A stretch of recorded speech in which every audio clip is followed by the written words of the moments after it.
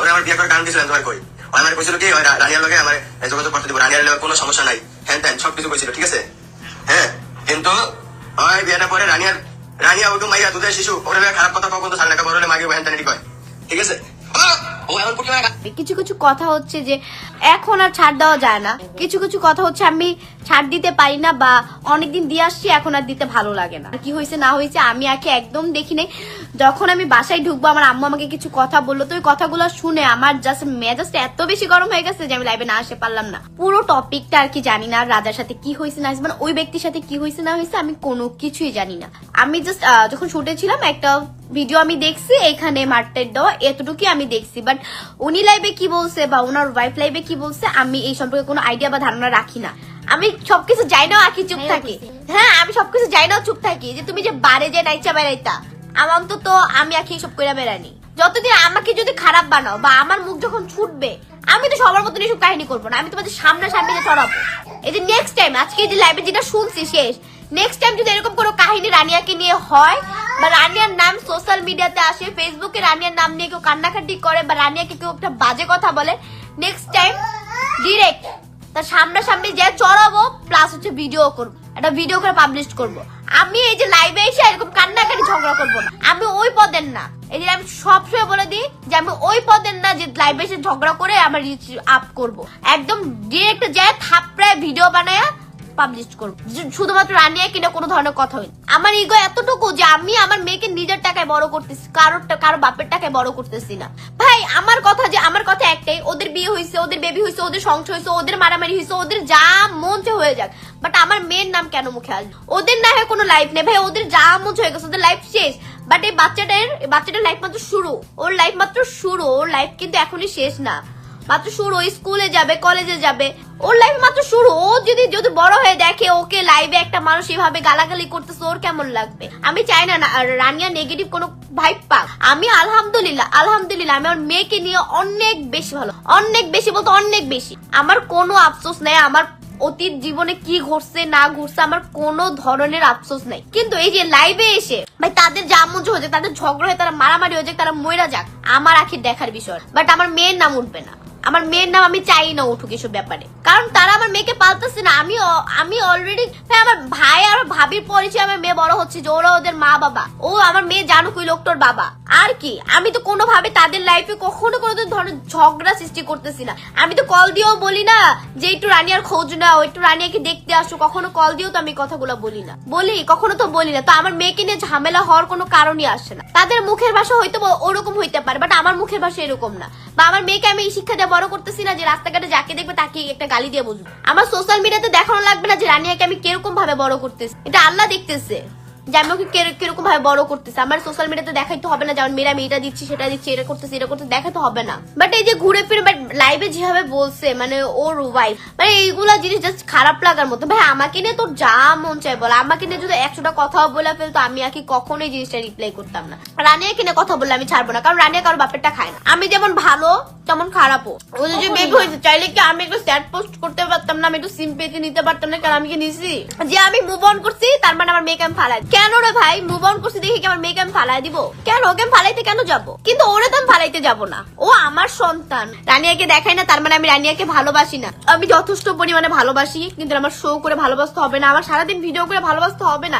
কেন ফালাই দিব? আমি জন্ম দিছি, আমি কেন ওকে ফালাই দিব? কেন? মানে রিজন আছে। আমি যত কষ্ট করতেছি জীবনে কেন করতেছি? আমার একা চলার জন্য আমার কষ্ট করতে হবে না। কেন কষ্ট করতেছি? আমি রানিয়াকে একটা ব্রাইট ফিউচার দিতে পারি, একটা ভালো জীবন দিতে পারি, এই একটা রিজনে আমি কষ্ট করতেছি। আপনার টাকার উপর চলে, রানিয়ার একাউন্টে চলে আমার নিজের টাকার উপর। আমি নিজে আর্ন করে ওকে বড় করতেছি। ইভেন আমি কারো থেকে হাতও পাতি নেই যে তুমি আমার বাচ্চার খরচ চালো। ইভেন আমার বাচ্চা তার পরিচয় বড় হয় না। শুন, একটা আজকে তোমার একটা জিনিস ক্লিয়ার করি যে অনেকে বলে আখি আপু রানিয়াকে তার মা ভাই ভাবির কাছে দিয়ে দিছে। কেন দিব না?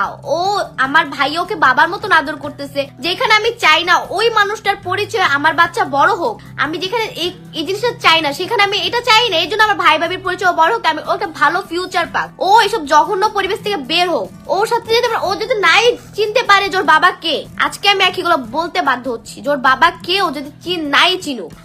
রানিয়াকে নিয়ে কোথাও একটা কথা হলো আমি আকি কখনো চুপ থাকিনি, এটা তোমরা সবাই জানো। রানিয়া যেমন ভাই একটা বাচ্চা মানুষকে নিয়ে আরেকটা বাচ্চা মানুষ কি হবে বলে ভাই, অনেক ছাড় দিয়ে আসছি, এগুলো তো ছাড় দেওয়া যায় না।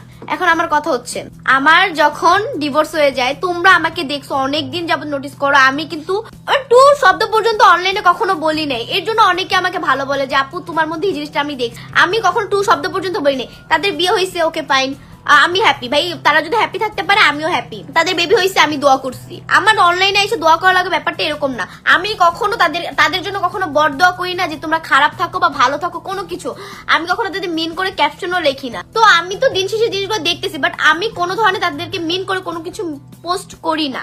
এখন আমার কথা হচ্ছে, তাদের ঝগড়া হচ্ছে, তাদের যা মন যে হচ্ছে, সেখানে কেন আমার মেয়েকে টানা হবে? আমার মেয়ে তার টাকা বা তার বউয়ের টাকায় বড় হচ্ছে না। আমার মেয়ে একান্তে আমার টাকায় বড় হচ্ছে। আমার মেয়ের জন্য আমি তাদের কাছে 2 টাকা চাইতেও যাই না। বলতে পারবে না আমার সাথে সম্পর্ক শেষ হওয়ার পর আমি আকি কখনো কল দিয়ে বলছি তুমি রানিয়ার জন্য কিছু পাঠাও বা রানিয়ার খরচ চলো? আমি কখনো এগুলো কোনো কিছুই করি নাই। ওনার ওয়াইফের কোনো রাইটস নেই যে এরকম এসে আমার মেয়েকে গালাগালি করবে। আর তার সেকেন্ড যে কথাটা হচ্ছে, মানে তারও রাইটস নেই। আমি মনে করি তারও আমার মেয়ের উপর কোনো রাইটস নাই, মানে নাই। তাদের বিয়ে হয়ে গেছে, তাদের বাচ্চা হয়েছে, তাদের নিজেদের ঝগড়া হয়েছে, সেখানে আমি আর আমার মেয়ে কেন টানাটানি আসবে? আমরা তো আসার মানুষই না। আমরা ওইখানে ওদের ঝগড়া হয়েছে, ওদের না হয় মান সম্মান নাই, ওরা লাইভ এসে সবকিছু বলতে পারে, বাট আমি আখি বলতে পারি না। আমি এগুলো কখনোই বলতে পারবো না যে, বাট আমার এই যে আমাকে নিয়ে 1000টা কথা বলুক, বাট রানিয়া না।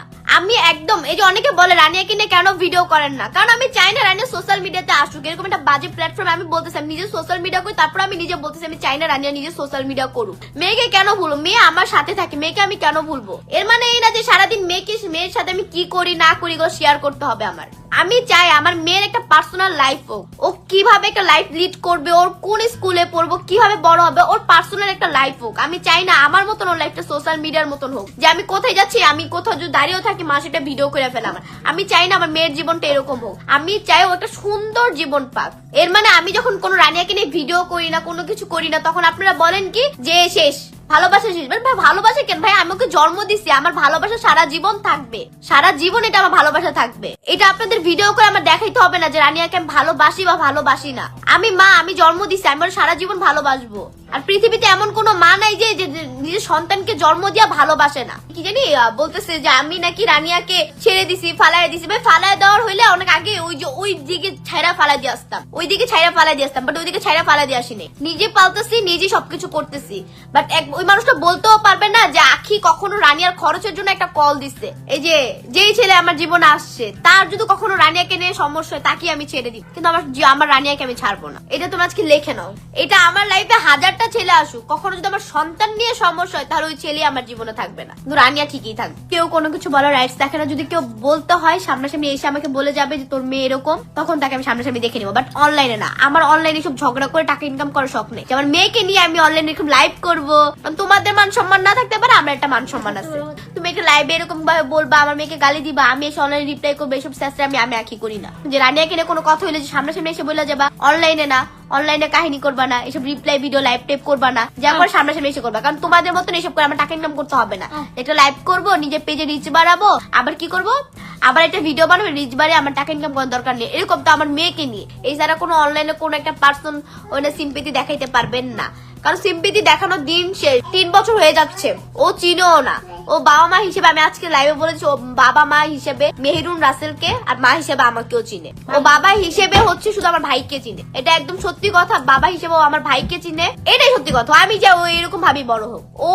আমি চাই না ও কোনো জঘন্য পরিবেশের সাথে বড় হোক। আমি চাই একটা ভালো আর একটা ভালো মানুষ, একটা বাচ্চাকে অন্তত পক্ষে ভাই আমরা যেমনই হই, প্রত্যেকটা মানুষের জাজ করতেই পারি, এটা সবার একান্ত ব্যক্তিগত। এটা বাচ্চা মানুষকে নিয়ে কেউ কখনো জাজ করতে পারে না।